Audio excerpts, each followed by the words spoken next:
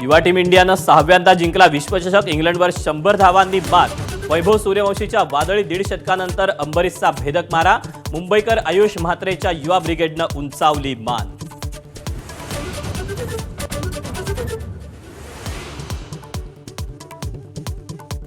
सुनेत्रांच्या शपथविधीवरून भाजपला टार्गेट करण्याचा शिवसेनेचा प्रयत्न। शरद पवारांना शह देण्यासाठी तटकरेंचं गलिच्छ राजकारण। रामदास कदमांचा वार। तर खालच्या स्तराचं राजकारण बंद करा, मुख्यमंत्र्यांनी ठणकावलं।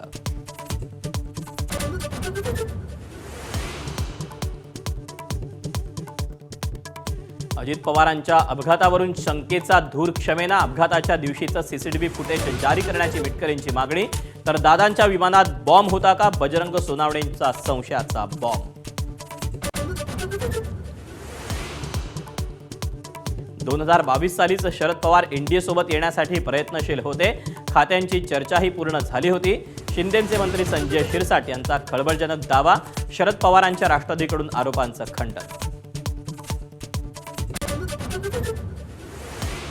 कल्याण डोंबिवली पाठोपाठ नाशिक महापालिकेतही सत्तेसाठी राज ठाकरेंची लवचिक भूमिका। मनसेचा एकमेव नगरसेवक सत्ताधाऱ्यांसोबत, तर उद्धव ठाकरेंची शिवसेना विरोधी बाकांवर।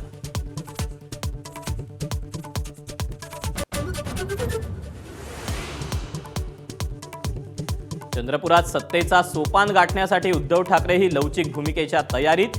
भाजपकडे 1.5 वर्षांच्या महापौरपदाची मागणी। तर काँग्रेसनंतर भाजपतही मुनगंटीवार विरुद्ध जोरगेवार वाद शिगेला।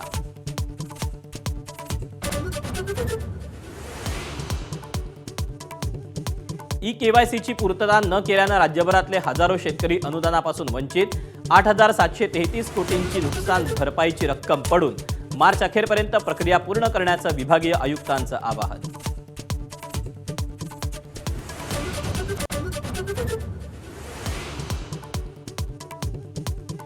मुंबई पुणे एक्सप्रेसवेचा प्रवास जलद करणाऱ्या मिसिंग लिंकच्या अनेक डेडलाईन उलटल्या।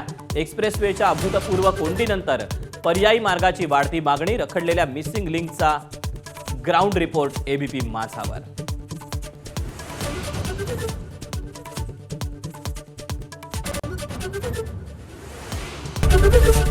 एबीपी माझा, उघडा डोळे बघा नीट।